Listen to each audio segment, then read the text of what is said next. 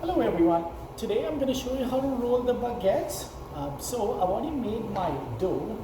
I made this dough using my mixer. Again, it's an intensive mix, so you will be mixing it for a little while. Make sure you do a gluten test. If your gluten is looking nice and strong, you can then let your dough rest. Make sure it rests for at least 45 minutes because the dough needs to be really soft and elastic for you to do this next step. Right, so my dough has been resting for 45 minutes and now I'm ready to shape these into a baguette. So I'm going to take my dough and I'm just going to stretch it out a little bit.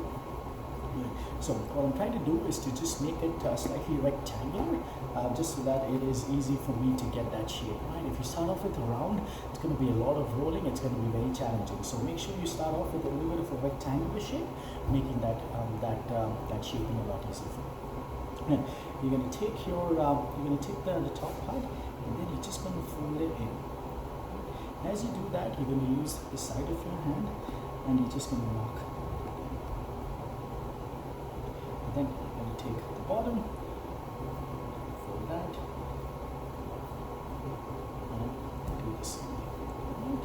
Now, once you've done that, you're just going to use your thumb and the rest of your fingers and just begin to shape your baguette. Right. You want to make sure that it is nice and even in shape. Right. The length needs to be about 20 inches or so. Depending on what your specification is asking you for. I'm also making sure that my crease is at the very bottom so that it's easy for me to do.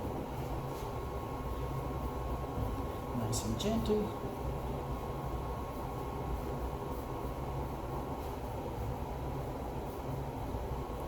Perfect. So once you've got your shape, once you've got your desired shape, it's now a time to put this into the proofer.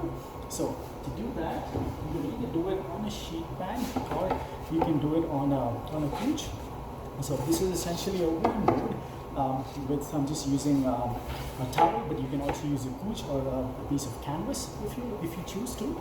So I'm just gonna move this a little bit. Just gonna take this couch and just gonna make some just raise it up to make some balls, just so that I can place my baguette in there. The purpose of this is just to make sure that as your baguette is resting in the proofer, it still keeps it cheap. Right? If you put it on a flat sheet tray, it might just go flat, and that's not really very helpful. Right? But grab your baguette and place it on this.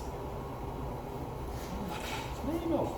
So this is now going to go into the proofer. Once it's completely proofed, it's going to take about 30, maybe 45 minutes, depending on how warm your proofer is. Once that is done, we take it out, unscore them, and then it's time to bake.